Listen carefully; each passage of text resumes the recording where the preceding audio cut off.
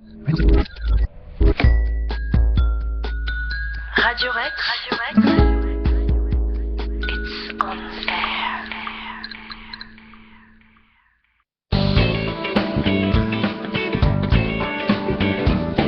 Restez cordiaux, messieurs, ce n'est qu'un débat. L'histoire nous montre qu'il faut être prudent à ce sujet. Maintenant, c'est absolument pas le même contexte politique. C'est Pompidou et Giscard en 73 qui nous ont mis dans la main des banques. Alors, qui pour le mot de la fin ? Bonsoir à tous et bonsoir à toutes, bienvenue sur Radio Rec pour votre émission Politiquement Incorrect. Alors Politiquement Incorrect, c'est une émission géniale puisqu'elle vous annonce le week-end qui arrive. C'est la première émission de ce vendredi soir, il y aura ensuite Ciné Hebdo vers 19h30, pardon. Robin qui est à côté de moi a eu peur l'espace d'un instant, histoire qu'on lui laisse le studio qu'à 20h30, et donc dans ce cas-là, il n'aurait pas pu regarder son match de football ce soir. Et puis ensuite une nouvelle émission, Paf Pay, qui est votre nouvelle émission sur la télévision, voilà, sur le petit écran, donc une émission qui sera à suivre. Donc restez à l'écoute de Radio Rec tout au long de la soirée. Nous sommes donc ensemble ce soir, plutôt, si on fait la bonne liaison. Hugo ne me le pardonnerait pas. Avec Marc, bonsoir. Bonsoir Nico, bonsoir à toutes et à tous. À côté de Marc, nous avons Baptiste. Bonsoir à tous. Et puis Olivier, un petit nouveau ce soir. Petit, je sais pas. Grand nouveau alors. Non, mais oui, Olivier, je suis dans la même promo que Marc et Baptiste, et donc... Et moi aussi, hein. Et que Vincent. Tu te rappelles de moi ? Je me souviens de toi. Et donc voilà. Voilà. Et donc Olivier qui va apprendre à parler un tout petit peu plus au niveau du micro, parce que là, faut pas parler au-dessus en fait. Voilà. Et puis nous avons ce soir avec nous également Vincent. Et bonsoir à tous. Voilà. Alors vous êtes revenus, ça veut dire que vos premières expériences dans Radio Rec ont été utiles. C'était pas trop mal. Voilà, je pense. Le jury de Politiquement Incorrect a décidé de vous faire revenir. C'est un jury composé de Marc et de Marc seulement. Voilà. J'étais pas au courant. Qui a décidé. Donc voilà. Au programme ce soir. Alors dans un instant, on va vous demander un petit peu ce que vous avez vu sur l'actualité récemment, ce qui a pu attirer votre regard. D'autant plus que nous n'avons pas été à l'antenne durant 15 jours. Le temps de ce jour férié, c'était la Toussaint. Et puis la semaine dernière également, parce que voilà, on est des étudiants, il faut pas exagérer, on prend un petit peu de temps de repos de temps en temps aussi. Voilà. Et puis ensuite s'en suivra un débat sur l'égalité homme-femme. Où en est-on sur ce sujet? On aura différents points de vue, différentes questions qui seront posées à nos amis ce soir. Voilà. Alors je sais pas ce qui les fait rire, mais ça va être Robin. Non? Bon. On va commencer donc tout de suite avec tout simplement un premier regard sur l'actualité et Marc. Qu'est-ce qui a attiré ton attention cette semaine dans la sphère politique et sociétale? Je pensais qu'on allait commencer par ceux qui venaient d'arriver. Mais non. On peut commencer par ceux qui viennent d'arriver si tu veux. Tant pis, parce que ça va casser le truc, après c'est pas cool. Non, moi ce qui m'a marqué, après, hormis l'enlèvement l'assassinat des journalistes RFI, c'est plutôt le prêtre là au Cameroun qui s'est fait enlever, le pauvre. Voilà, donc ouais, ça m'a marqué parce que bon, j'ai l'impression que c'est même la religion maintenant est attaquée, c'est pas la première fois non plus, mais voilà, on a même des personnalités, voilà, parce qu'elles sont françaises et parce que du coup la France a un peu foutu le boxon un petit peu dans les anciennes colonies, même au Cameroun en ce moment. Donc voilà, ça me marque parce que lui il a rien demandé, c'est plutôt les individus qui sont touchés par l'action française, par l'action française, pas le mouvement politique, mais par l'action des Français et de l'État français. Et donc ça marque, en plus des journalistes RFI qui se sont fait tuer aussi parce qu'il y avait une grande propagande touareg, qui voulaient pas être relayés par les médias, et puis aussi parce qu'ils étaient français, parce que la France a foutu vraiment le bordel là-dedans. Voilà, c'est tout ce que j'aurais à dire pour l'instant. Alors, sachant que sur l'actualité, pour rebondir un petit peu, c'est Boko Haram qui assure détenir le prêtre français, donc a priori ça aurait été revendiqué, on n'en sait pas beaucoup plus pour le moment, c'est une information Le Figaro. Et donc c'est le prêtre George Vandenbush, et donc il aurait été emmené vers le Nigeria par ce groupe armé islamiste. Alors finalement, est-ce que on est surpris, parce que d'habitude on a des personnalités civiles qui sont prêtes à partie. Là c'est une personnalité du monde de la religion. Est-ce que toi qui as lu pas mal, tu as des éléments à tu as l'air déçu de la question que je te pose. Est-ce que tu as des éléments concrets à nous apporter sur cette question ou pas, à ton avis? Non, je sais pas pourquoi ils ont pris forcément. Je pense que c'est plus parce qu'il est français que parce qu'il est de profession catholique, je crois. Mais non, mais j'ai l'impression que même la religion aujourd'hui, bon, qui signifie plus grand chose, faut quand même être franc. Mais j'ai l'impression qu'on touche vraiment à des catégories de population qui n'ont pas grand-chose à voir encore avec l'État, je trouve. Et là, voilà, c'est quelqu'un qui était un petit peu, je ne le connaissais pas personnellement, hein, mais après touché à l'Église catholique et touché à l'Église en règle générale, c'est quand même franchir encore un pas. Mais bon, après, il faut comprendre ça. Il faut comprendre ça Bien aussi sûr, au regard de c'est bien plus l'actualité. Il complexe. faut surtout comprendre ça dans le fait que c'est pas l'Église peut-être qui est touchée, mais la France directement par cet enlèvement. Donc, de toute façon, au niveau de tous les pays qui sont touchés par la France, etc. Bon, ça compte toujours dans ces enlèvements ou assassinats avec les gens morts d'RFI, quoi. D'accord. Baptiste? Bah moi je vais pas faire très original, on s'était pas concerté avant et c'était à peu près donc c'était le même sujet qui m'avait à peu près marqué et c'est vrai surtout toute la symbolique qu'il peut y avoir autour du fait que ça soit un prêtre finalement. Oui.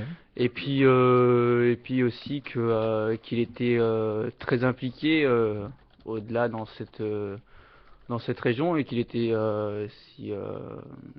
qu'il était très apprécié, on va dire, de pas mal de personnes autour de lui et dans la population de cette ville ou de ce village. Et donc voilà, il faut savoir, je ne sais plus exactement, sans rentrer dans les détails, mais je crois qu'il est parti de région parisienne il y a quelques années et qu'il est allé exercer là-bas et que voilà, il faisait correctement son travail, il était très impliqué, il se donnait à fond et c'est vrai que au-delà de tout, ça marque profondément et même les gens autour de lui là-bas sont je pense choqués parce que c'est vrai qu'on peut pas nier le fait que voilà, ça soit un prêtre et que même si c'est pas forcément le premier on va dire la première chose pourquoi il a été enlevé, je pense que voilà, ça reste quand même un fait marquant et je pense que ça a une cause dans le fait de son enlèvement. Je pense qu'il savait très bien que c'était un prêtre, donc voilà. C'est Alors, ce qui m'a plus marqué. Rappelons donc que récemment des Français ont été libérés. C'était il y a justement durant notre trêve de politiquement incorrect. Ils étaient enlevés au Niger depuis le 16 septembre 2010. Rappelons aussi que récemment 2 journalistes de RFI ont été tués. Qui avaient été pris en otage et puis ont été tués quasiment immédiatement. Donc voilà, on a environ une dizaine, un petit peu moins de 10 otages actuellement retenus dans le monde, 10 otages français retenus dans le monde. Voilà, comme diraient les médias chaque mercredi, nous ne les oublions pas et nous pensons à leurs familles. Mais c'est vrai que voilà, les prises d'otages dans ces pays-là sont monnaie courante et vous aviez raison de le soulever. Olivier, une actualité qui t'a marqué récemment?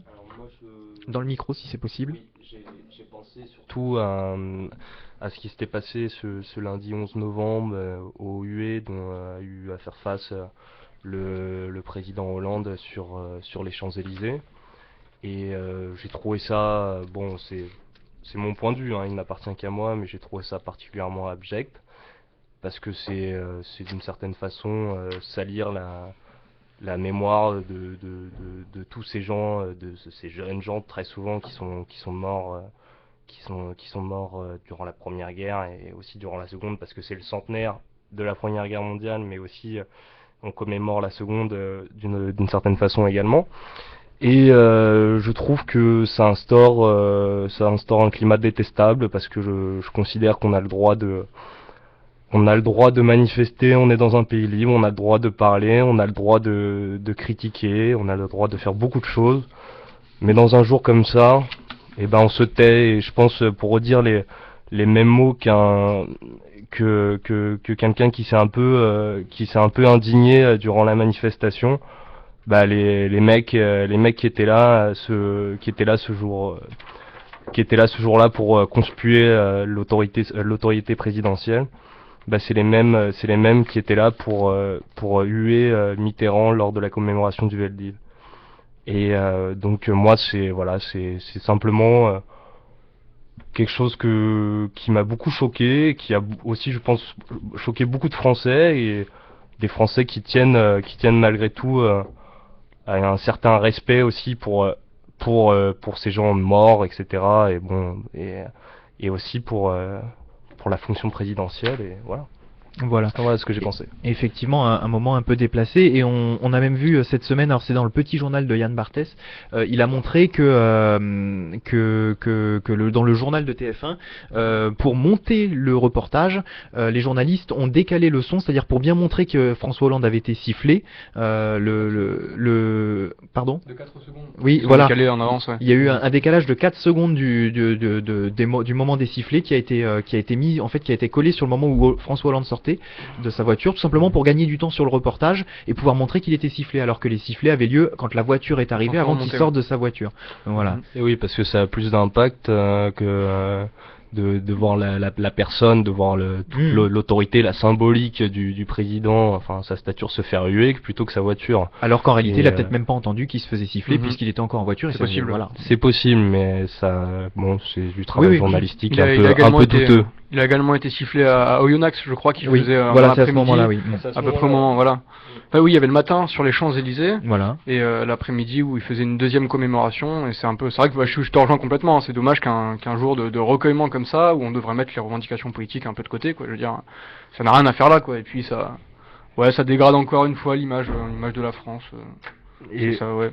oui, et je trouve que ça témoigne surtout d'un climat un peu délétère, Ouais, et qui au point de vue des institutions, leur légitimité, et en dehors je trouve de l'acte un peu grossier de le faire durant une commémoration, je trouve que ça devient très dangereux et très glissant en fait, et voilà.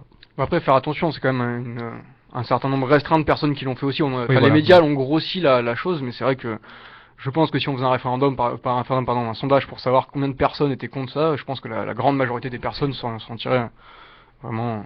Oui, mais je pense, après, bon, ça c'est sujet à débat, que c'est Mhm. aussi ce qui s'est passé le 11 novembre.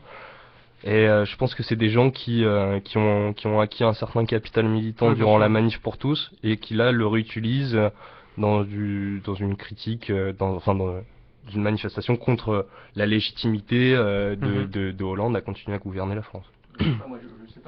Attends, Marc, excuse-moi. Pardon, alors je disais, le début était pas très important, mais je sais pas si tous ceux qui ont eu Hollande sont forcément ceux qu'on retrouvait pendant la manif pour tous, ou qu'on trouvait pendant justement ce que tu disais là quand il a commémoré le Veldiv. Je sais pas, ça c'est difficile à dire, mais je pense que de toute façon ceux qui vont justement aux Champs-Élysées sont pas ceux qui profondément sont attachés au 11 novembre, parce que je pense que ceux qui sont plus proches de cette histoire, etc., de cette Oui, histoire ou de vont cette dans leur village commémoration, et vont dans leur commémorent. village ou vont dans les musées. Il faut là justement, on a eu un rassemblement énorme, moi qui habite à Meaux, justement au musée de la Grande Guerre de 14-18 qui est à Meaux. Là, on a eu vraiment beaucoup de gens, beaucoup d'intéressés. Je pense plus que le 11 novembre aujourd'hui, par tout, je trouve qu'il y a un côté un peu abject là-dedans aussi, le fait de médiatiser tout ça, de faire de cette communication à l'enjeu principal, alors que justement je trouve pas que la symbolique est là-dedans, et je pense que il y a plus d'intérêt je pense que la commémoration est pas que communicative, mais elle est aussi intérieure, et il suffit pas d'aller là-bas pour dire que finalement,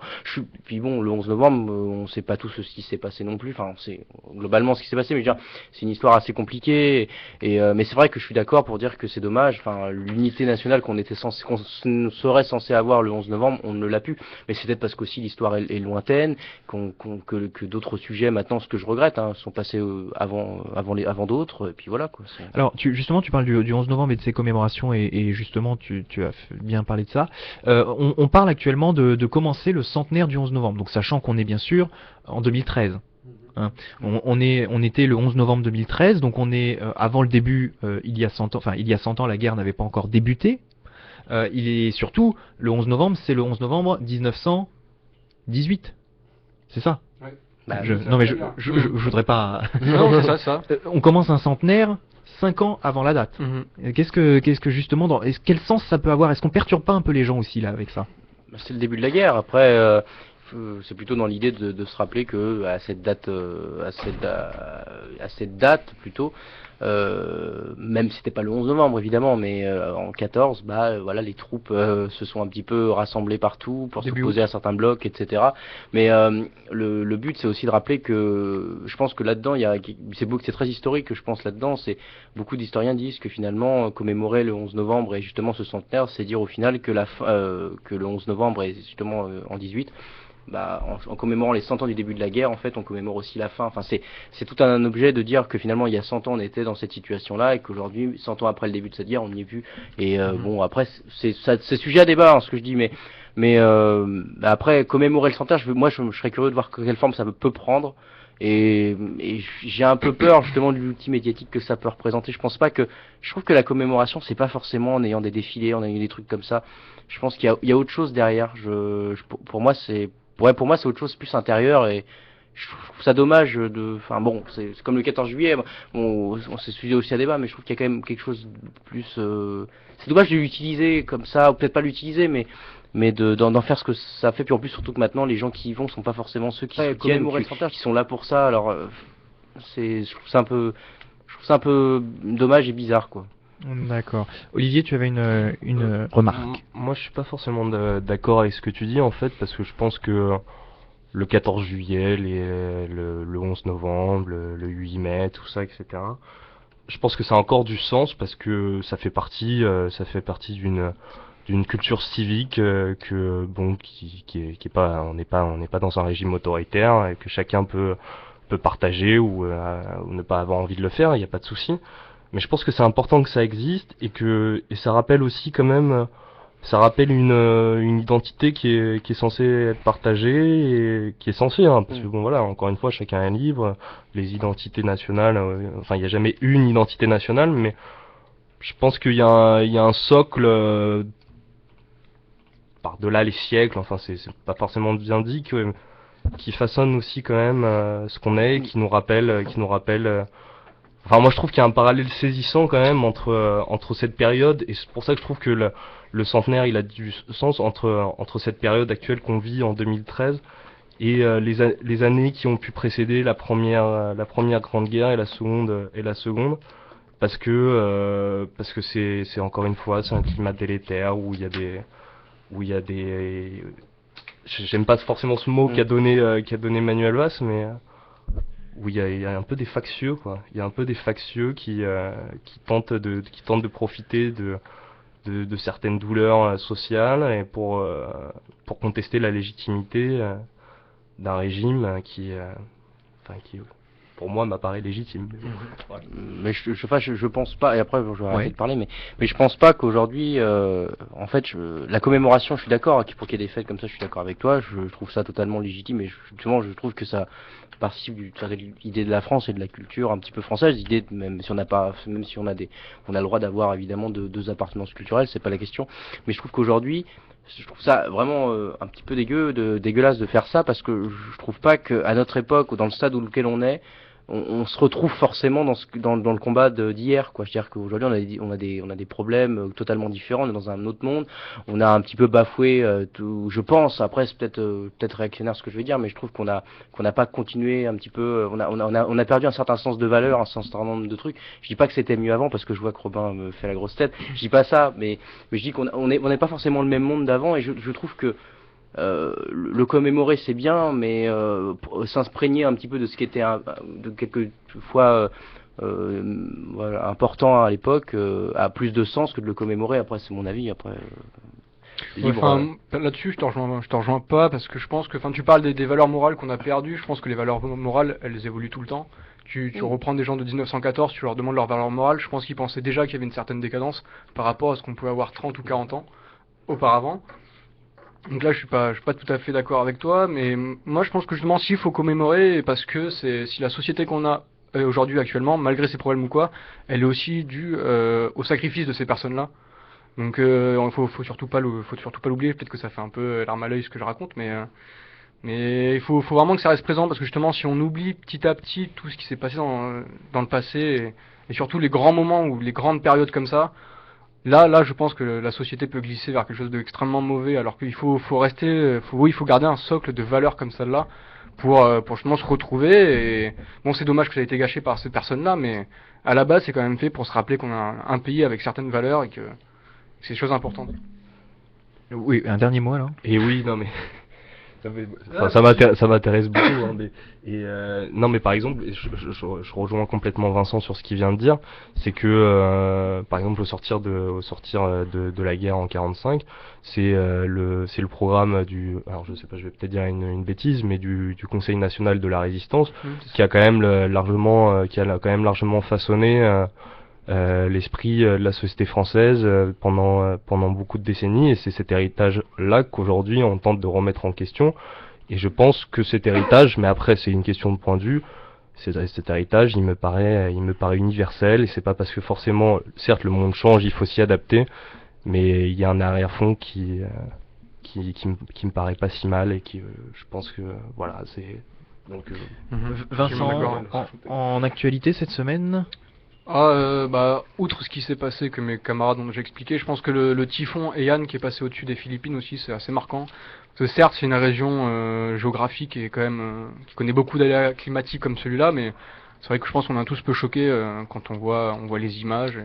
Puis là, ça prend des proportions un peu plus grandes, parce que il y a notamment ce problème sur le nombre de morts exacts, Oui. l'aide humanitaire qui a du mal à se mettre en place, donc c'est pourtant, là, les Philippines, c'était pas un pays qui était considéré comme sous-développé. Il y avait même une certaine croissance économique, et c'est là qu'on voit la dure réalité qui revient, quoi.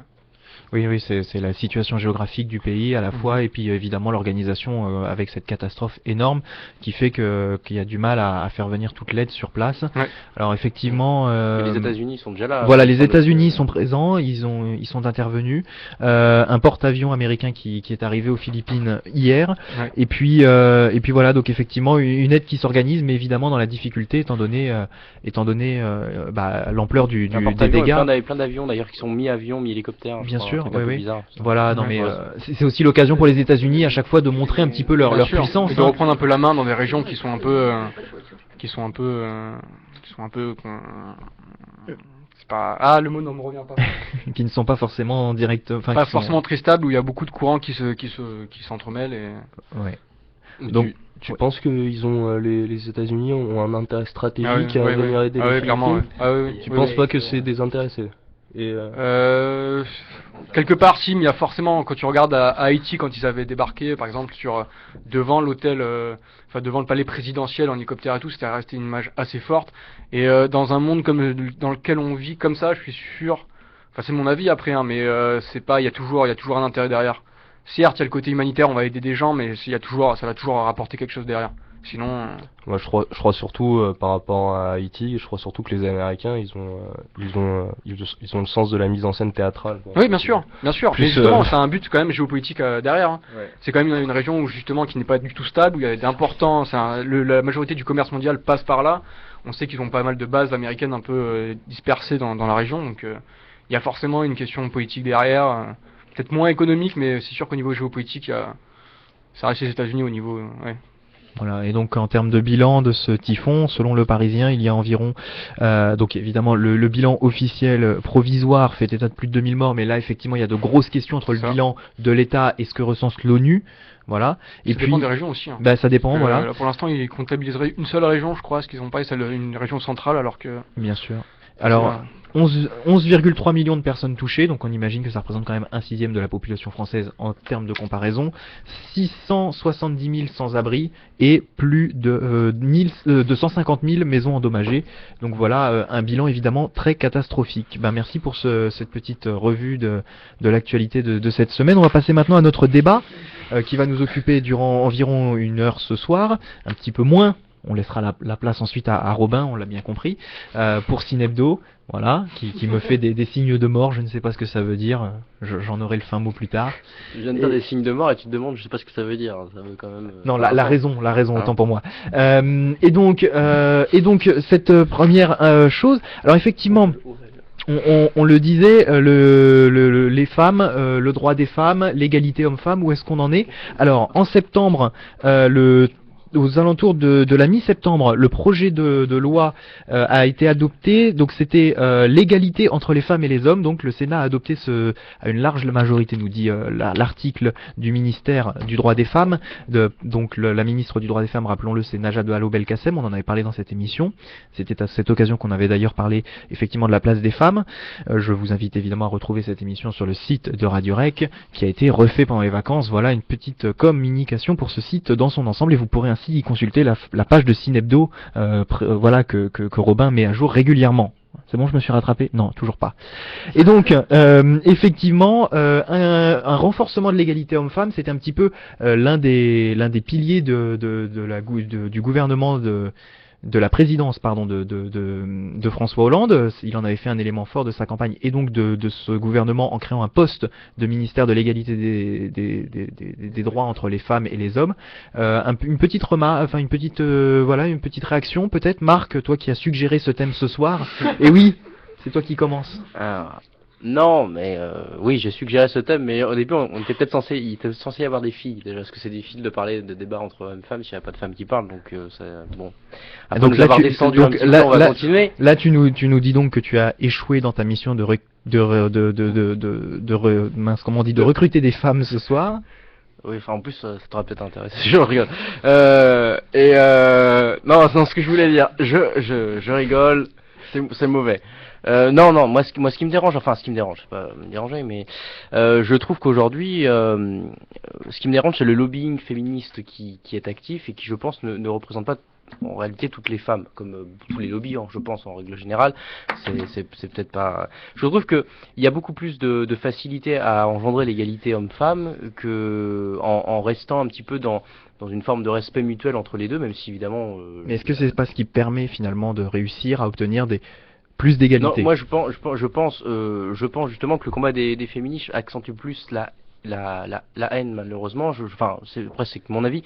Je trouve que c'est pas en criant justement en courant avec des couilles de mec dans la main. Enfin, c'est pas des vrais évidemment, mais je trouve pas que c'est. Merci de cette précision. Non, mais évidemment, mais je te précise, mais c'est pas avec ça qu'on va arriver à faire avancer peut-être les choses. Je sais pas si les choses vont avancer naturellement. Alors est-ce que c'est avec un ministère du droit des femmes qui là n'est pas un lobby mais non, une représentation gouvernementale? Encore une fois, je trouve que c'est de la communication. C'est pas parce qu'on va avoir des ministres femmes que ça va faire changer la société. Le truc où vraiment le problème se pose là-dedans, c'est aussi au travail avec les questions des doubles journées, les femmes c'est encore le cas pour beaucoup de cas justement qui travaillent au travail puis après chez elles. Enfin, on a toujours cette dissociation là parce que à l'époque, les femmes, c'est vrai qu'elles n'avaient pas accès encore au travail, en tout cas en France, et du coup, peu à peu, évidemment, elles sont mises à pouvoir accéder au travail, et du coup, ça a petit changé parce qu'il y avait en fait, elles ont accédé au salariat. Au salariat, voilà.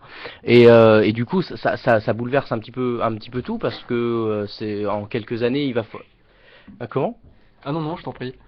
Non, mais j'ai entendu bouleverser, j'ai pas dit que ça faisait chier. J'ai entendu. Non, je dis juste, je postule juste que c'est pas un problème en soi. Je dis juste que c'est pas la haine et les actions féministes qui vont faire avancer les choses dans l'égalité. Parce que c'est vrai que dans beaucoup de cas, quand un travail devient beaucoup plus féminin en majorité, c'est vrai qu'il se dévalorise et économiquement il se dévalorise aussi, et ça c'est un fait notable.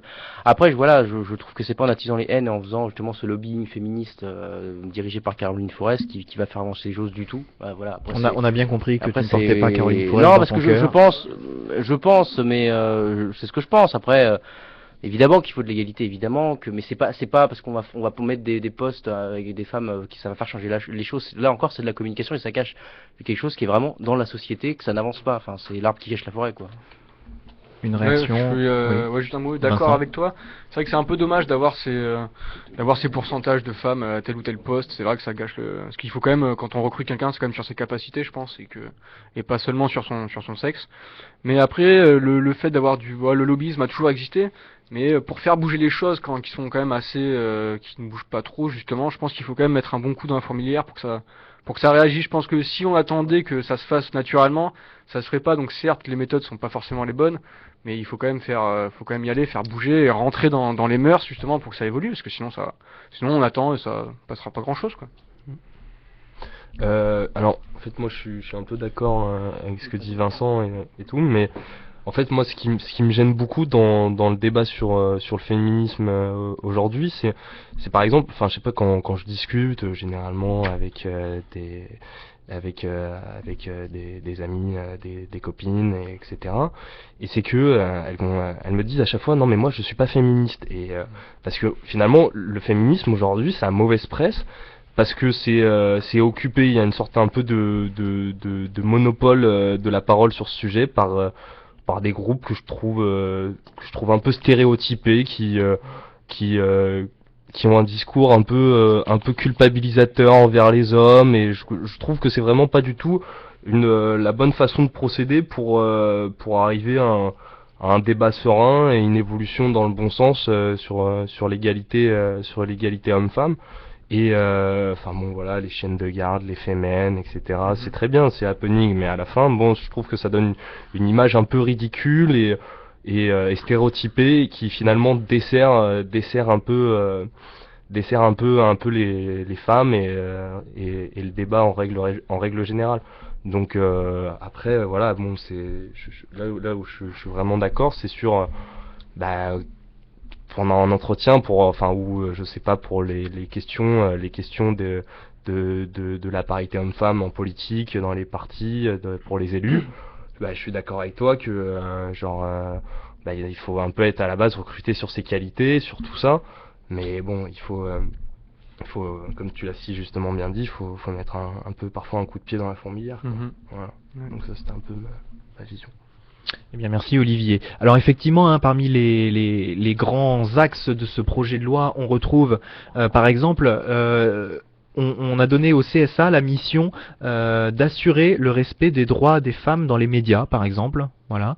On a donné, on a dit, on va doubler les pénalités pour les partis politiques qui ne respectent pas la parité aux élections législatives, par exemple. Inscrire la parité dans les fédérations sportives.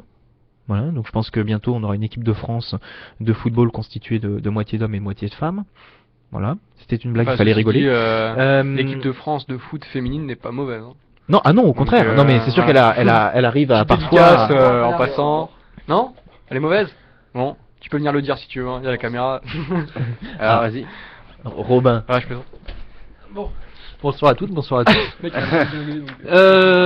Mauvaise, non.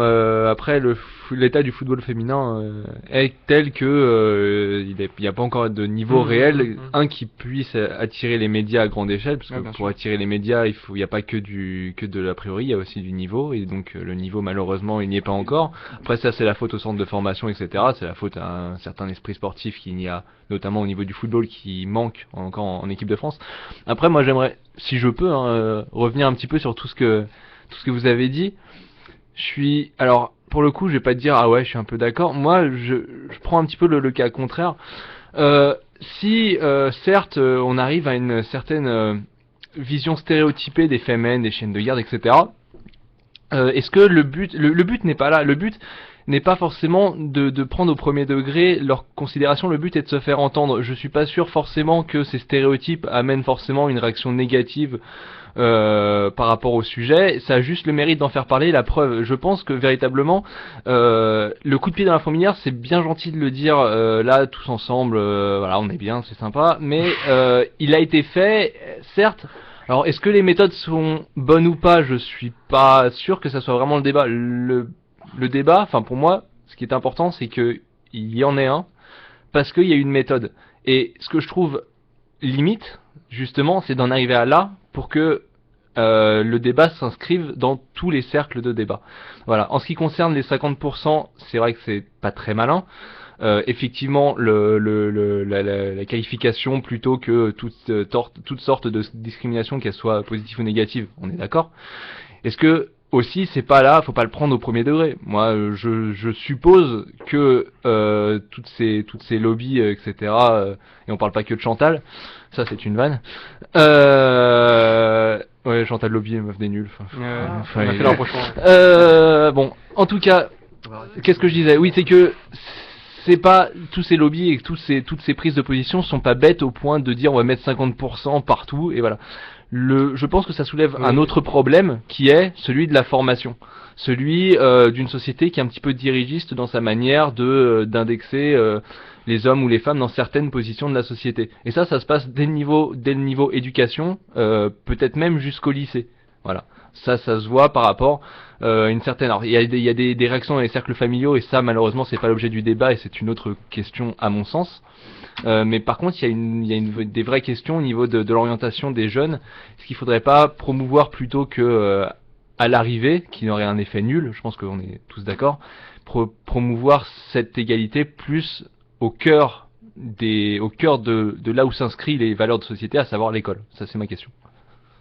Voilà, effectivement, et ce que souligne Robin, c'est effectivement là où je voulais en venir en présentant le projet de loi, c'est qu'effectivement on a des choses dans ce projet de loi comme assurer une pension alimentaire minimale pour toutes les familles, ou encore pour protéger les collaboratrices et collaborateurs libéraux lors d'un congé maternité, ce genre de choses qui effectivement ne devraient pas forcément avoir à être mis en place, puisque ça devrait faire partie du bon sens quelque part. Je précise juste à Marc, fais attention Marc, ta chemise s'ouvre grand, voilà, bientôt tu seras carrément déshabillé.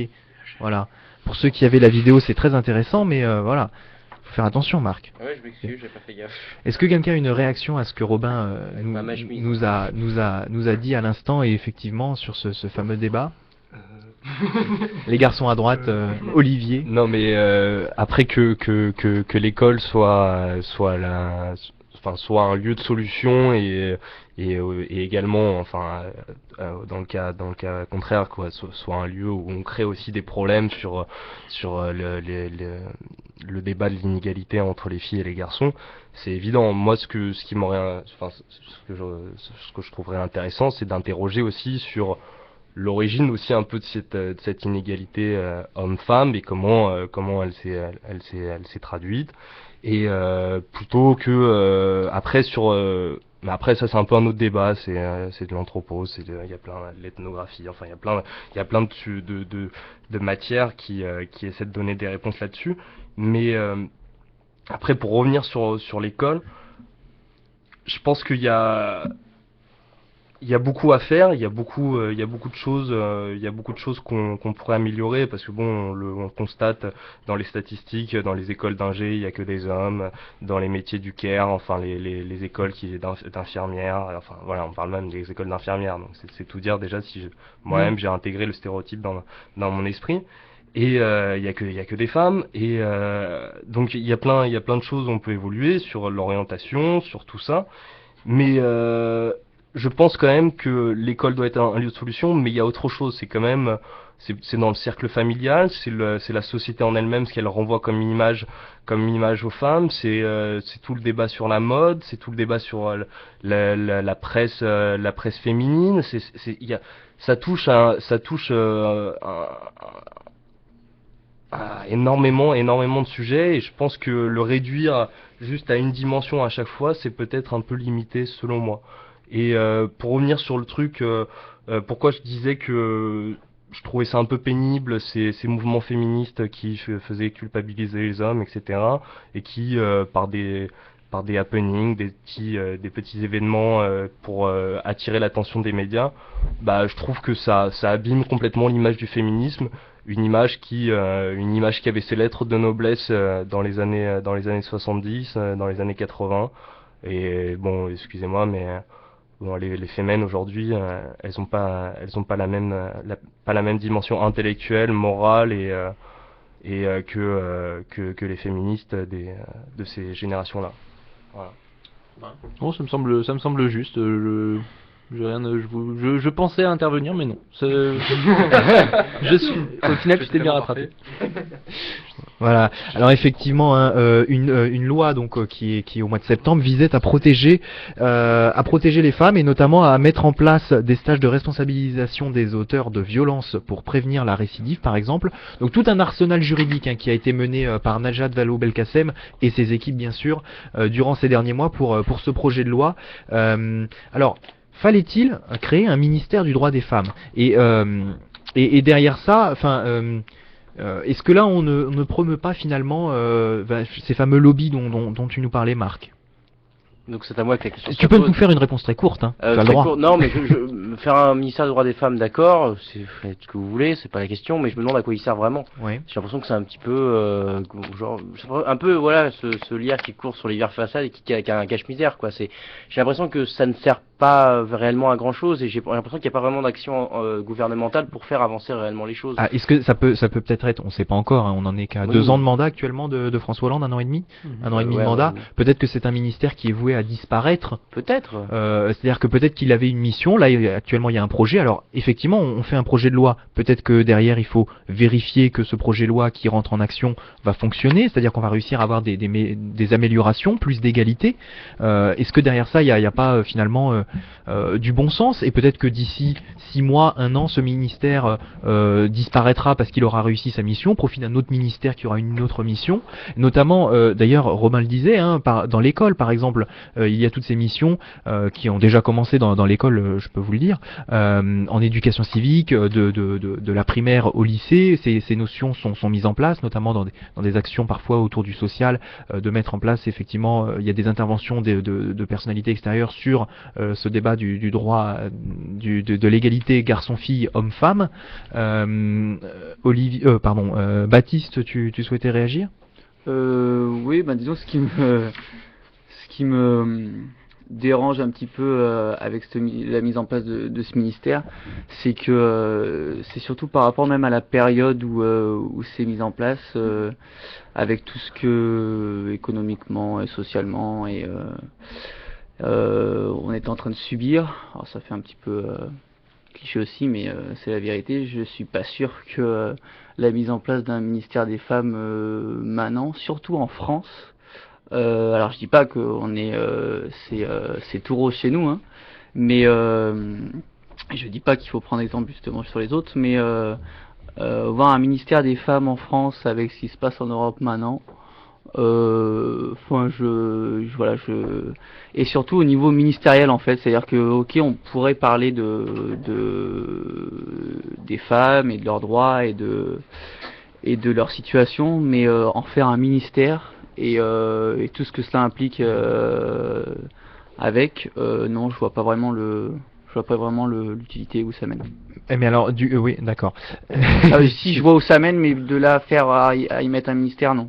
D'accord. Mais alors du coup, quand on dit ça, enfin parce que on imagine bien l'ampleur que prend un gouvernement, l'ampleur des ministères, et tu penses que finalement, on peut pas consacrer, je sais pas moi combien de personnes travaillent sur ces dossiers-là, mais une vingtaine, admettons, hein, j'en sais rien, mais une vingtaine de personnes à travailler sur le droit des femmes en France. Tu penses vraiment que on doit mettre toutes les forces vives à remonter l'économie et finalement que des sujets comme les sujets sociaux, comme le droit des femmes, on peut les mettre de côté en attendant? Non, mais je veux pas dire que c'est pas la question de 20 personnes finalement où c'est-à-dire que on pourrait faire résoudre, je pense, ces questions à un autre niveau et pas forcément voilà en mettant en place ça, surtout que ça, et je sais pas si c'était stratégique de leur part, mais je pense pas que ça soit réellement bon et à l'heure actuelle où on parle de tous les jours de réduction de on va dire de politique publique et de toutes sortes de dépenses, là nous foutre en 2012 un ministère des femmes en France. Alors excusez-moi, mais je vois pas le délire. Vincent, tu souhaitais réagir? Je te rejoins pas sur le côté stratégique, parce que je pense que bon, les femmes votent, donc forcément le président ou le premier ministre qui va mettre en place un ministère pour la femme va forcément améliorer un peu son image auprès de ce genre d'électeurs. Après, le problème c'est que je pense, là où je suis un peu d'accord avec toi, c'est que si tu mets en place un ministère pour ça, c'est que tu décides de faire les choses par le haut. Et donc si on regarde ce qui se passe à côté, par exemple au nombre de femmes au gouvernement, du nombre de députés, on voit que c'est les premiers à pas du tout suivre ce genre de choses, quoi. Je veux dire, vous regardez le nombre de femmes à l'Assemblée nationale, c'est une minorité, je veux dire. Donc qu'on ait un ministère qui nous dise qui instaure par exemple un nombre de pourcentage de femmes ou quoi que ceci, et qui en même temps on voit que dans le même univers politique les choses n'avancent pas ou elles avancent si faiblement, c'est quand même assez c'est tout et son contraire, quoi. Oui. Vas-y Olivier. Moi je voulais juste préciser en fait que, enfin, ok certes c'est un ministère un ministère complet du droit des femmes depuis 2012 et l'élection de François Hollande, mais ça a commencé, l'histoire ministérielle du droit des femmes, ça a commencé avec Valéry Giscard d'Estaing en 74, avec un secrétaire d'État à la condition féminine, et ça a continué sous Mitterrand avec un ministère, avec un ministre délégué aux droits des femmes. Donc c'est quand même une vieille histoire, et je pense que ça a du sens, et surtout en fait maintenant d'avoir une ministre du droit des femmes, je trouve que ça a encore plus de sens en période de crise que en période normale, parce que ça crée une émulsion, ça crée une évolution de la société, ça permet qu'elle se renouvelle, qu'elle s'actualise, que voilà, c'est si une société inerte qui est figée dans le temps, c'est une société qui se meurt, et surtout en période de crise, parce que la crise, le problème c'est qu'elle a tendance à immobiliser les esprits et la pensée, quoi. Voilà, ne restons pas uniquement sur les sujets de la crise, essayons d'aller plus loin et de faire évoluer la société, oui. Ça permet même de dépasser un peu la crise aussi, d'une certaine façon. Claire. C'est surtout ça que je voulais dire, que ça avait vraiment du sens, surtout en ce moment en fait, quoi. Maxime nous a rejoint depuis 5 minutes dans le studio. Bonsoir Maxime. Bonsoir et désolé pour mon retard. Mais il n'y a pas de souci Maxime, tu seras bien sûr puni, Robin s'en chargera. Voilà, il est là pour ça ce soir. Est-ce que tu avais une réaction à ce que tu viens d'entendre pendant les quelques minutes? On connaît un petit peu ton avis étant donné qu'on a déjà entendu, mais est-ce que tu as une réaction? Pas vraiment, parce que je savais pas trop quelle était la question. Et donc non, je préfère à ce moment-là bien sûr plutôt, réagir à une autre question là par la suite, quoi. Donc on le rappelle aux fans de Robin qui commencent déjà à allumer la radio parce qu'ils sont impatients de son émission qui va bientôt arriver, et on le dit donc à Maxime qui vient d'arriver. Donc effectivement, sujet ce soir sur l'égalité homme-femme, est-ce qu'on y arrive, ou quelles sont les grandes tendances et où en est-on, et Baptiste, tu souhaitais intervenir? Juste revenir sur déjà ce que Vincent avait dit par rapport aux faits stratégiques. Moi, quand je demande à des femmes et qu'on parle des élections à venir, et qu'on parle et que je lui laisse même la parole en premier, les premières choses qui lui viennent à l'esprit n'ont, je crois, rien à voir avec oui, forcément. Bien sûr. Je dis pas qu'elle vote en fonction de telle ou telle personne qui a fait ça pour elle, mais ça joue, il y a un petit côté. Peut-être, mais je suis pas sûr vraiment. Que je pense que c'est pas juste. Non, c'est pas la première des raisons. Ils ont rajouté ça, voilà que. Rappelons également que, si je ne dis pas de bêtises, démographiquement, la France compte plus de femmes que d'hommes. Ouais. Voilà. Et donc. Que quelque part, si toutes les femmes votaient pour les femmes et les hommes pour les hommes, on n'aurait pas la représentation que actuelle. les femmes qui dirigent alors. Voilà. Enfin, non, la démocratie, l'idée selon laquelle les femmes votent de la majorité.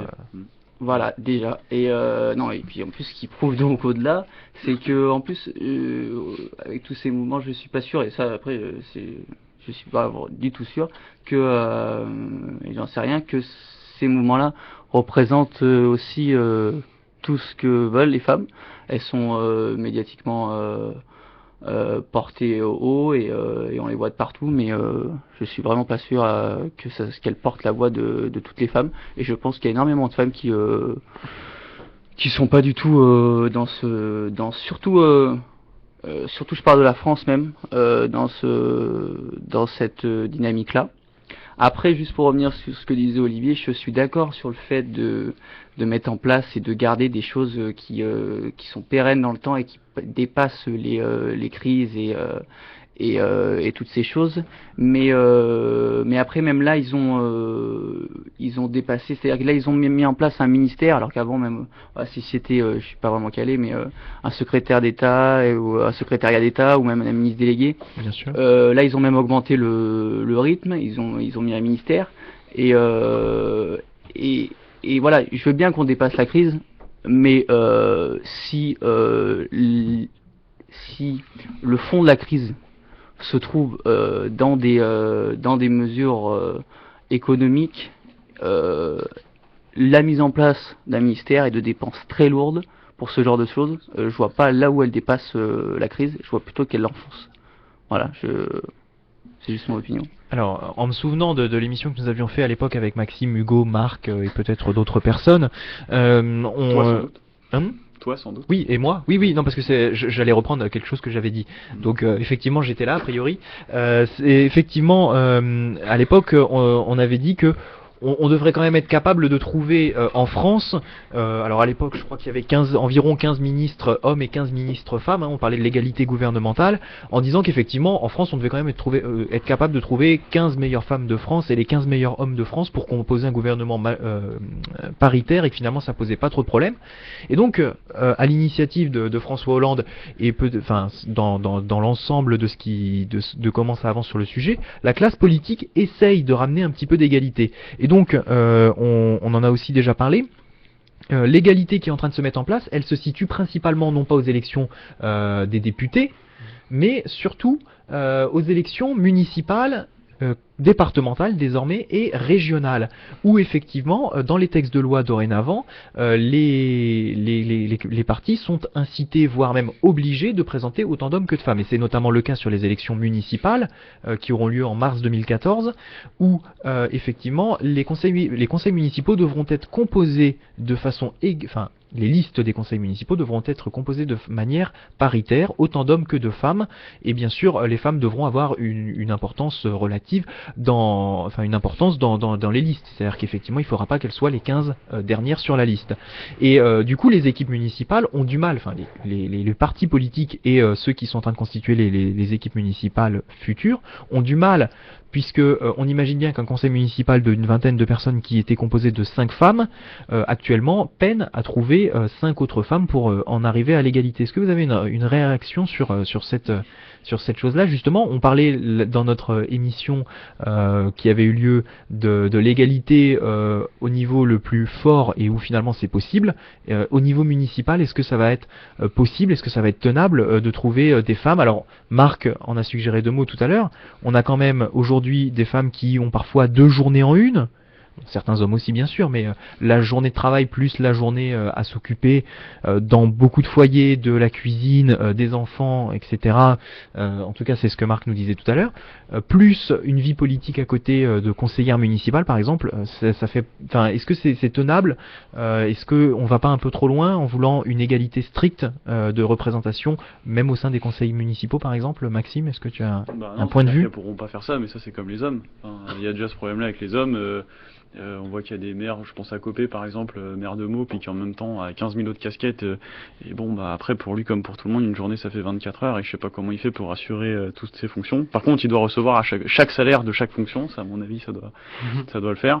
Mais après, répondre à ta question, c'est bon, comme d'habitude, je risque de revenir en arrière et déjà de déconstruire un peu le truc parce que désolé du coup de foutre un peu la merde dans ton raisonnement, mais disons que déjà sur la question de l'égalité homme-femme, et du coup ça va me permettre de rattraper un peu de mon retard, en fait on prétend rechercher le progrès. Voilà, c'est quoi, qu'est-ce qu'il y a de mieux pour nos sociétés, et donc en ce moment c'est vrai qu'à la mode c'est on part du principe que il faut qu'il y ait une égalité entre les hommes et les femmes. Après c'est égalité sur quel point de vue?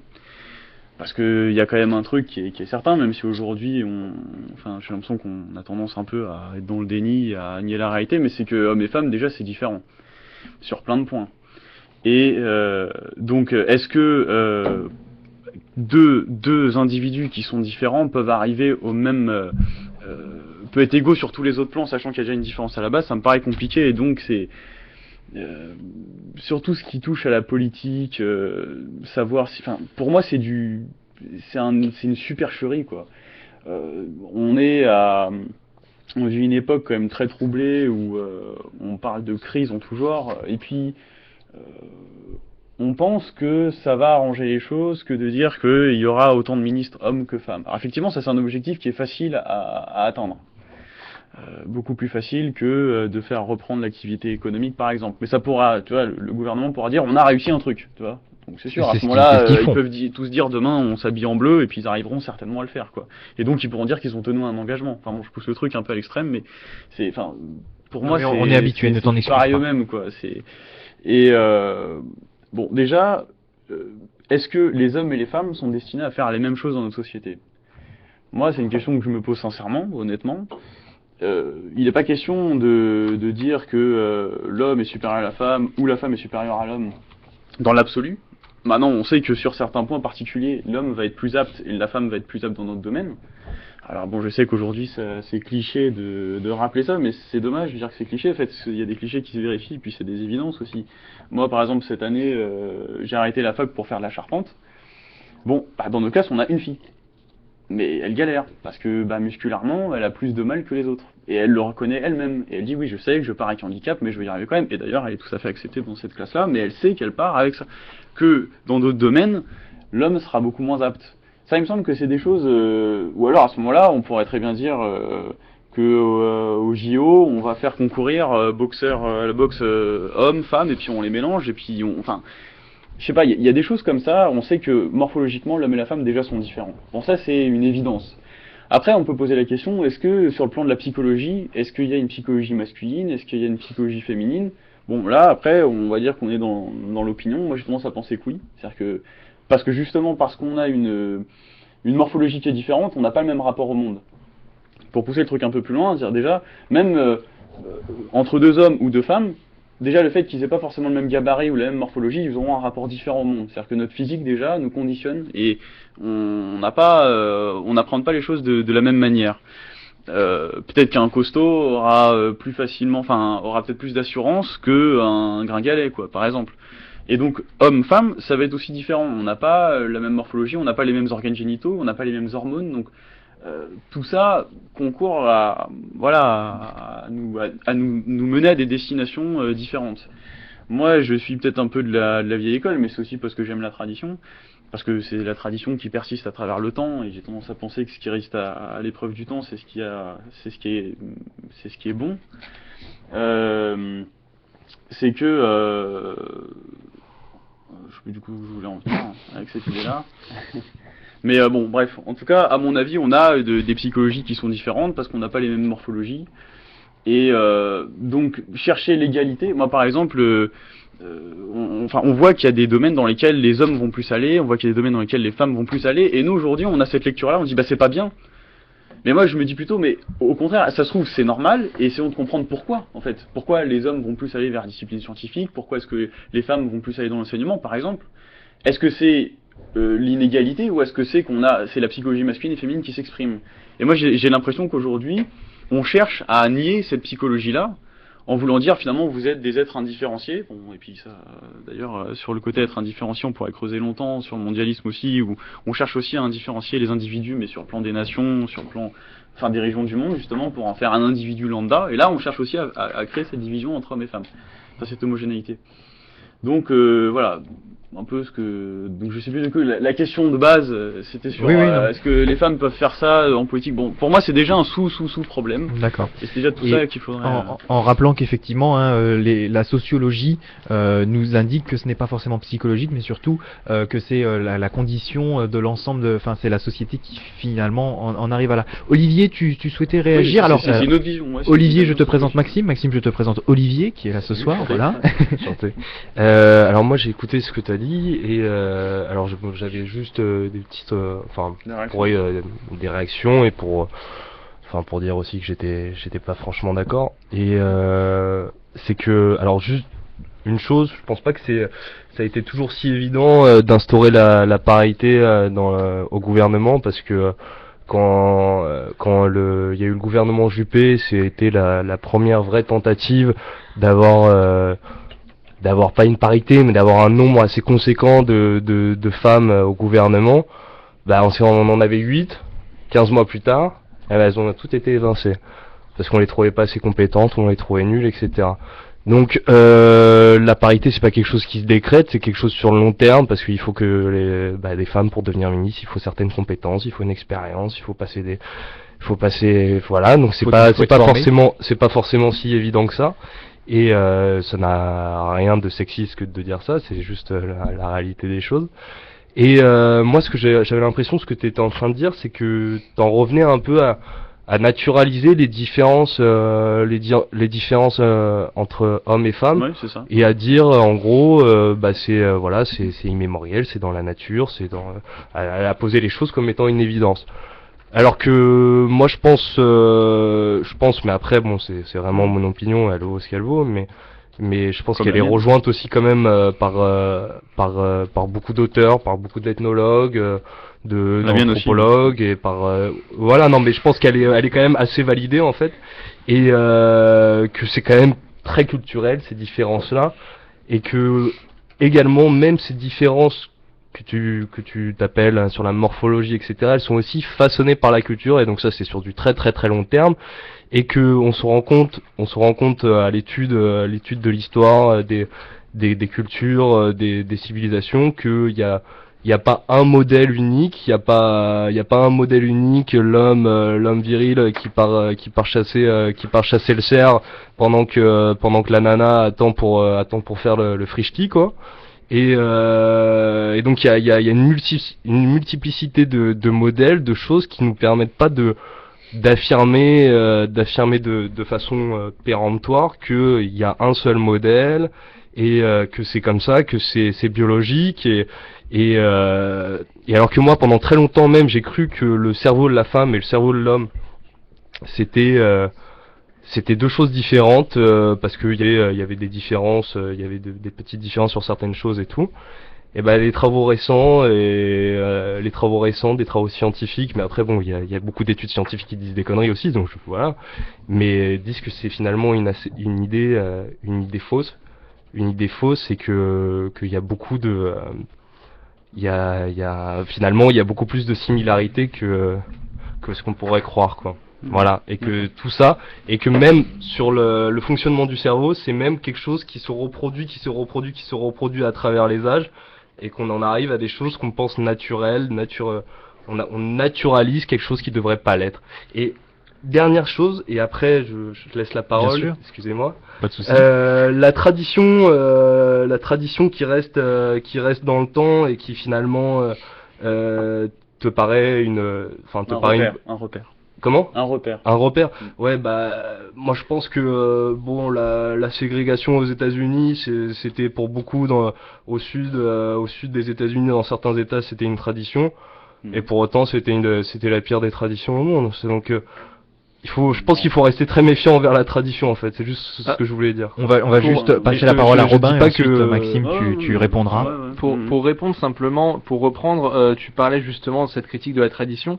Tu as ouvert ton discours, Maxime, sur une phrase, tu as dit « Je suis pour le progrès ». Tu as ouvert ton discours comme ça. Je suis un homme du progrès, je suis un pour le progrès. C'était tes mots. Alors, non, j'ai dit ce qu'on cherche à faire aujourd'hui, je me suis même pas inclus dedans. On cherche en fait à rechercher le progrès. Et aujourd'hui, ce qu'on fait passer justement, on dit que c'est progressiste, c'est cette fameuse égalité homme-femme. Ce que je disais, c'est qu'on la pousse à un point où justement on va nier un certain nombre d'évidences. Effectivement, moi je naturalise l'identité homme, femme dans une certaine mesure, et qu'on pousse le truc tellement loin qu'on finit par en faire des êtres indifférenciés. Voilà, c'est ça que je voulais dire. Et, l'être indifférencié, justement, accède à la parité, justement parce qu'il est indifférencié. Le fait de garder les repères, alors c'est ce que tu appelles des repères, ce que d'autres appellent la tradition, ce que d'autres appellent être réactionnaire, tu vois ce que je veux dire, ça a 20 000 mots pour aucune juste valeur. Mais tous ces repères-là, justement, empêchent le progrès et font rester la société dans l'immobilisme. Et pourquoi une société devrait-elle avancer comme ça, d'être en mouvement permanent? Parce que ça, pour moi, c'est un des aspects de la religion moderne justement. C'est-à-dire qu'on a comme une religion avec des mots du sacré, on parle de parité. Mais un mot comme ça, déconnecté du reste, pour moi, c'est qu'un mot, quoi. Et sinon, du coup, ça apparaît comme une espèce de dogme qu'on se répète. Oui, la société doit avancer. Pourquoi? Et parce que ce dogme-là, depuis qu'il a été érigé, je dirais véritablement, après je dis peut-être des bêtises, mais depuis qu'il a été érigé, depuis on va dire véritablement la fin de la Seconde Guerre mondiale, où là il y avait remise en question de par la nature de la guerre, de par il y a la fin en tout cas dans nos sociétés, la fin de la religion, de l'omniprésence de la religion, même si elle a été actée avant, mais je trouve que les 50 années qui ont été faites, les 60 qui ont été faites depuis lors, nous ont plus amené, et justement de par la fin de la ségrégation, de par la fin de l'apartheid, nous ont plus amené que cet immobilisme dans lequel on est resté pendant tant d'années, dans lequel les sociétés se sont ancrées depuis tant d'années. Tu parlais de cette religion moderne qui nous impose le progrès. Je préfère cette religion moderne qui nous impose le progrès plutôt que la religion traditionnelle qui nous impose l'immobilisme. Pourquoi ? Parce que le progrès, on peut avoir quelque chose de meilleur, on peut avoir quelque chose de moins bon, mais on peut avoir quelque chose de meilleur. Alors que l'immobilisme, par sa définition même, rien ne change et je trouve ça un peu triste. Et je trouve que justement, les fois où l'immobilisme a été imposé, c'est pas, enfin, c'est le fascisme. Non, alors je veux pas faire un adjectif. Oui, non mais j'entends le discours. Mais faut passer par universitaire. Non, oui, alors, je m'inscris dans les règles. Excuse-moi, mais en même temps, mais je le connais. Je connais ce discours-là. En fait, on explique que le progrès c'est après la Seconde Guerre mondiale. C'est effectivement, on est dans une époque où notre histoire commence après la Seconde Guerre mondiale, où en fait, a priori, l'histoire s'est arrêtée depuis ce moment-là. Qu'on est, nous, dans les pays comme la France, comme l'Allemagne, comme les États-Unis, le Royaume-Uni, on est voilà au sommet du progrès. Et j'ai jamais dit ça. Non, mais c'est un peu, moi j'entends ça quand tu le dis. Alors bon, c'est pas ce que t'as dit peut-être, mais moi j'entends ça. Tu vois, j'entends ça, j'entends. Que voilà, depuis la Seconde Guerre mondiale, en gros, l'homme s'est jamais aussi bien porté parce que justement, il a mis un terme à la violence, au fascisme, à la méchanceté, etc. Même après la Première Guerre mondiale, surtout, c'est toute cette idée de pacifisme qu'a fait. Enfin, après, c'est sujet à débat de la date, mais je pense que à partir de août 14, surtout, on est vraiment dans cette idéologie du progrès. Après, elle est bonne ou pas, ça c'est à vous de voir. Mais ce qui est, enfin, moi je pense que quand vous voulez comparer la tradition, en fait, c'est-à-dire que pour vous, la tradition, c'est la ségrégation. Non. Enfin, en tout cas, dans la manière dont vous en parlez, c'est on a parlé de la ségrégation, on a dit que c'était l'immobilisme. Bon, pour moi, on est dans des mots, concepts qui n'ont pas réellement de sens. Moi, ce que j'appelle la tradition, si vous voulez, c'est ce qui a bâti nos civilisations, c'est ce sur quoi on repose aujourd'hui, c'est ce qui a... Et si c'est... Moi, justement, quelque part, je trouve que l'immobilisme que ça a eu, je trouve ça assez fort. Puisque pour que quelque chose résiste aussi longtemps à l'épreuve des siècles, c'est quand même déjà en soi une forme de miracle où il y a quelque chose d'assez impressionnant. Et nos civilisations se sont bâties là-dessus. Donc pour moi, la tradition, c'est ça, ce sont ces repères, si vous voulez. C'est quelque chose qui permet justement, dans des périodes un peu de chaos dans lesquelles on vit aujourd'hui, que vous semblez, vous, enfin toi surtout Robin, je sais pas, aimer quoi, ou on dirait que vous vous y complaisez, comme si aujourd'hui, voilà, c'est... Faut arrêter de définir le chaos pour ce qu'il n'est pas aussi. Non, tu vis vraiment dans le chaos aujourd'hui ? Bah oui, moi je trouve qu'effectivement on vit dans une situation chaotique. Justement, si on parle de civilisation et si on regarde tous les piliers des civilisations, c'est-à-dire que l'économique, le politique, le culturel, l'artistique, enfin peu importe, je veux dire, on voit à tout point de vue, moi je vois un effondrement. Bon, après c'est ma lecture des choses. Moi je vois un effondrement. J'ai pas l'impression que l'élite politique aujourd'hui soit exemplaire. J'ai l'impression que dans les différentes époques... L'a-t-elle déjà été ? Je pense qu'elle a été plus morale, je pense qu'elle a été plus éthique. Moi, je sais pas, justement, en parlant de tradition, si je vois un Saint-Louis, ou même un Louis XIV, ou alors, si même plus récemment un De Gaulle... Si on pouvait rester un petit peu sur notre sujet, ce serait pas mal, mais je t'en prie. D'accord. C'est ça qui est intéressant, c'est qu'on y amène. Voilà, c'est ça. C'est ça qui est intéressant, c'est qu'on parle de la question homme-femme et qu'on en arrive là. Et voilà, moi j'ai plus, effectivement, d'estime pour ces personnalités-là, puisque elles ont, à mes yeux, bien mieux servi la France que n'importe quel Sarkozy ou n'importe quel Hollande, ou leur gouvernement. Et donc voilà, dans les moments perturbés dans lesquels nous vivons, j'essaie de voir dans les époques qu'est-ce qui a fonctionné, qu'est-ce qui n'a pas marché, et je m'aperçois que justement c'est une manie de notre époque, c'est justement de détruire, c'est-à-dire que la religion actuelle c'est l'anti-religion, c'est l'anti-tradition. C'est pour ça que vous vous inscrivez bien dedans, je trouve. Et c'est effectivement de dire que aujourd'hui on est au sommet, et en fait c'est de nous déconnecter complètement de ses racines. Mais vous savez, moi je crois qu'on est des nains qui reposons sur les épaules d'un géant, quoi. On sait pas faire grand chose aujourd'hui, et tout le confort dans lequel on vit, tout ça c'est issu justement de cette lente construction de nos civilisations. Et aujourd'hui on cherche à chaque fois à nous déconnecter de ces racines-là, en disant qu'en gros voilà c'est du réactionnaire, c'est du fascisme, c'est de la misogynie, c'est non, tu l'as pas dit, je généralise, je pars de ta réaction pour généraliser. Et moi je me porte à faux sur cette idée-là. J'essaye d'aller un peu de réfléchir par moi-même et pas justement de me laisser aller au bruit qui court. Et sur la question homme-femme, c'est un des aspects, parce que c'est un des aspects de nos civilisations aussi. Et donc oui, j'ai tendance à naturaliser certaines choses, parce que, comme je disais, en fait, l'homme et la femme ont déjà naturellement une apparence différente, un corps différent, sans compter d'ailleurs tout ce Des thèses basées sur la morphologie. Oui, voilà, c'est généralement, du fascisme, c'est du Ouais. c'est de. Tu veux que je le dise? On va me parler. Tu veux? Je Bah, ne sortirai non, pas mais ce mot. justement, Je ne sortirai pas. Bah oui, parce que si tu c'est- manques de courage. Mais non, tu devrais le dire tout de suite au lieu de l'insinuer. Et je ne tu devrais l'insinue le dire pas, tout de au suite. contraire. Tu parles de la morphologie. Au contraire.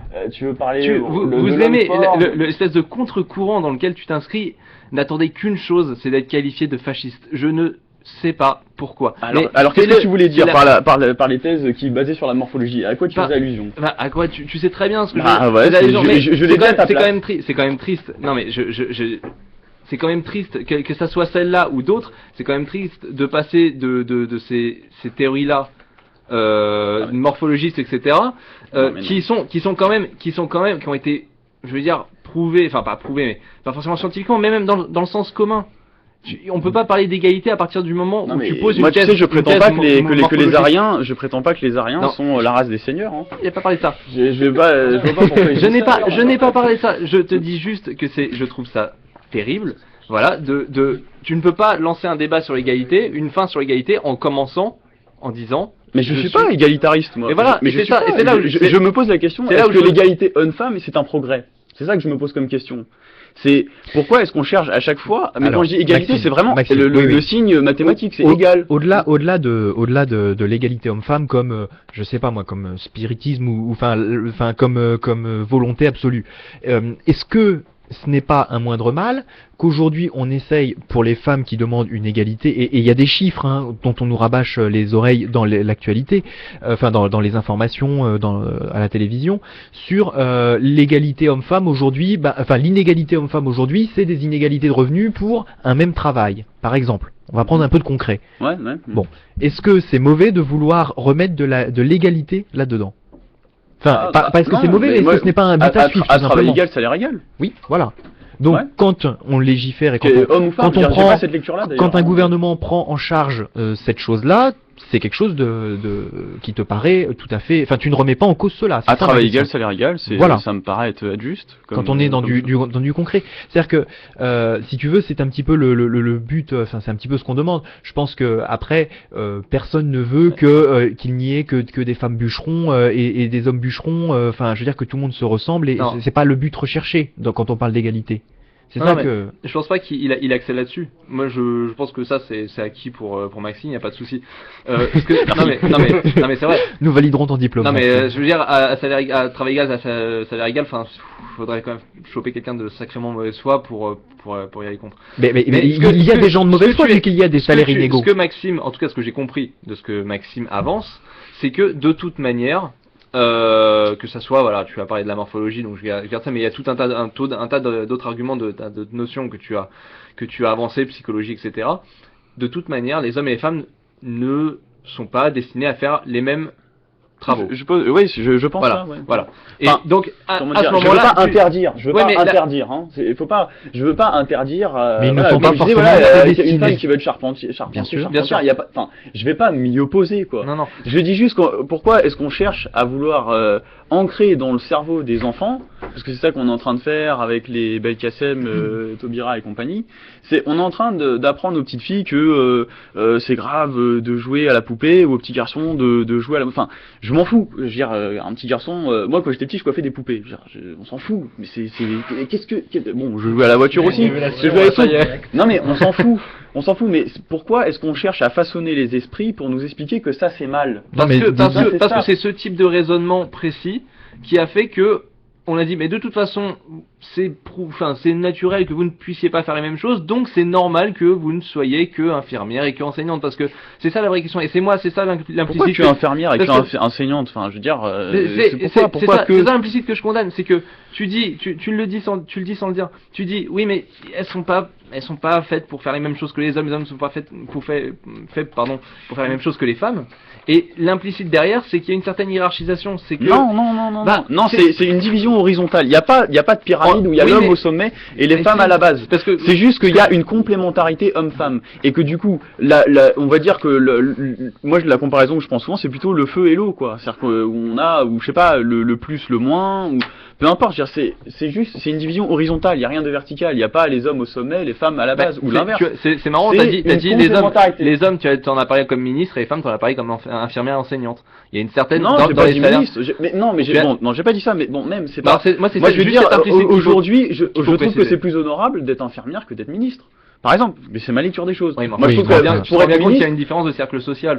Il y a une différence de salaire, je te l'accorde, mais je veux dire qu'il y a plein de femmes ministres, je m'en fous. Je veux dire, c'est de la même. Elles sont d'ailleurs dans le même. Elles sont aussi immorales d'ailleurs que les hommes à ce niveau-là. On va faire intervenir Baptiste qui souhaitait réagir. Oui, dans ce débat. Voilà.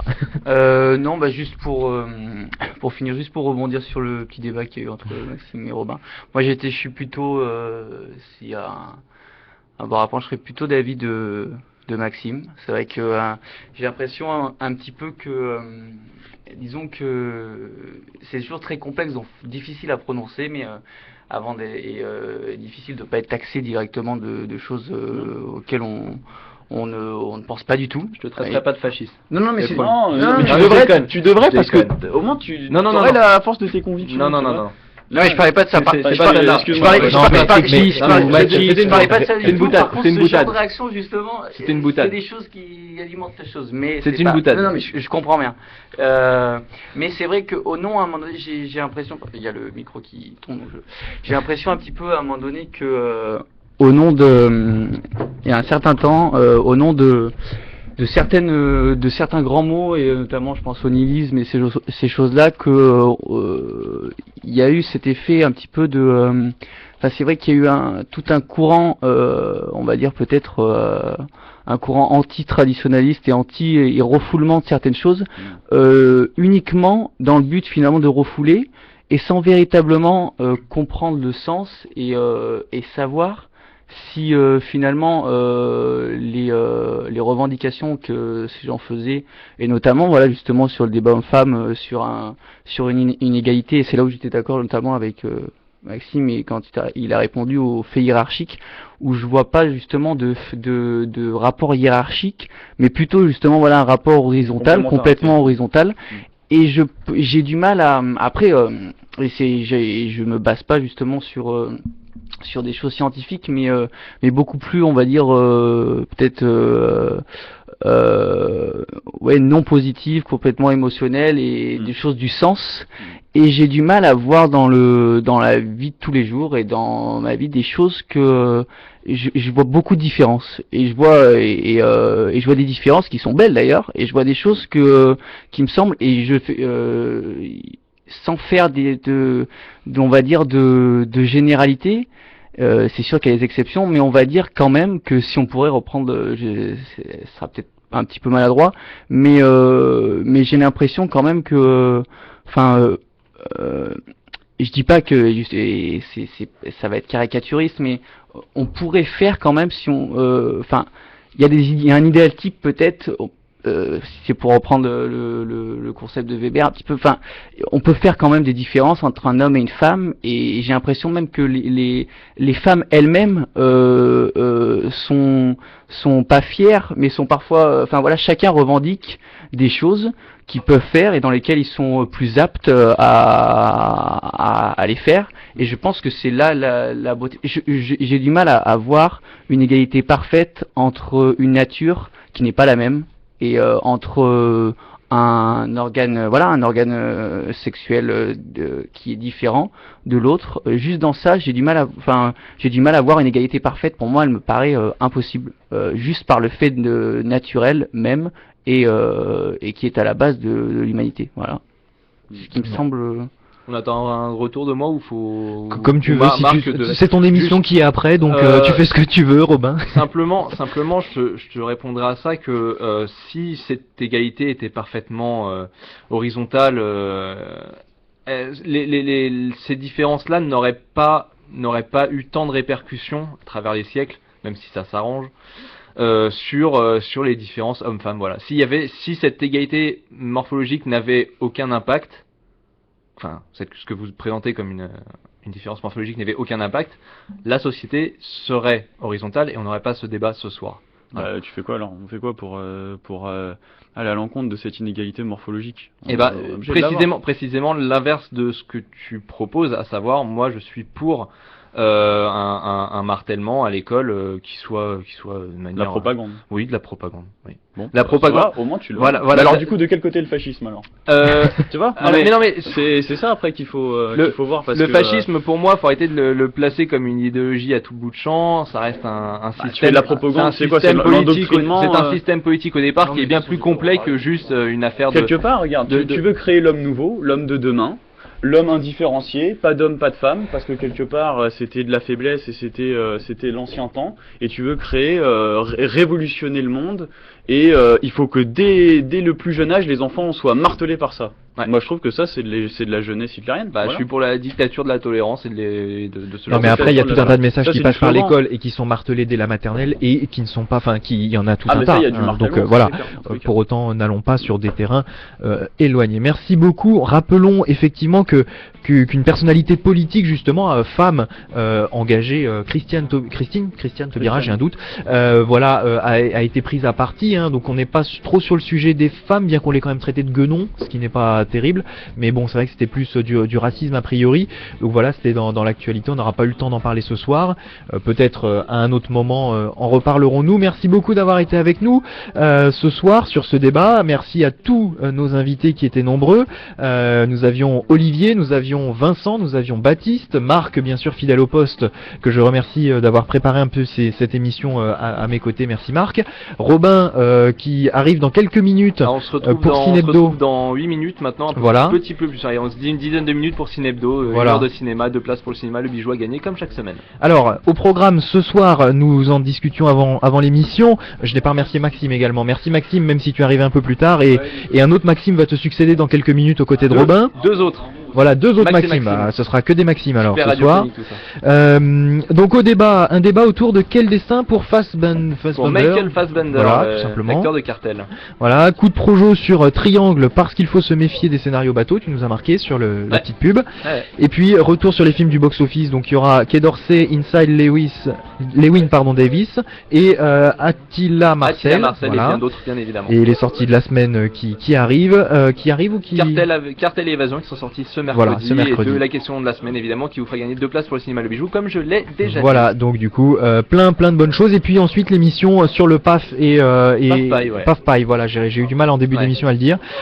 Donc la nouvelle émission, tu seras aux manettes de cette émission. Mais je ne commenterai pas. Je leur laisserai les commandes, voilà. Donc à 21h, donc ce sera 20h30 21h, ce sera juste après Cinebdo, 21h. Voilà. Merci beaucoup d'avoir été avec nous. On salue une nouvelle fois Hugo qui nous écoute peut-être depuis la Grande-Bretagne. Hugo, si tu nous écoutes, n'hésite pas à réagir, on est toujours fan. Et puis la semaine prochaine, on parlera peut-être de nouveaux sujets. Alors on parlera un peu d'actualité, on reviendra peut-être sur notre dernière émission qui avait discuté du travail et elle avait été bien chargée, on a eu quelques réactions donc on en parlera sans doute. Donc une émission qui est en préparation, a priori la semaine prochaine. On sera en tout cas très content de vous retrouver pour Politiquement Incorrect. Et n'oubliez pas, dans quelques instants, Cinebdo sur Radio Rec, les rediffusions et puis à nous suivre sur Facebook bien sûr, Politiquement Incorrect, et sur Twitter, Incorrect. Merci beaucoup, à la semaine prochaine et à bientôt. Bisous comme dirait Hugo. Au revoir.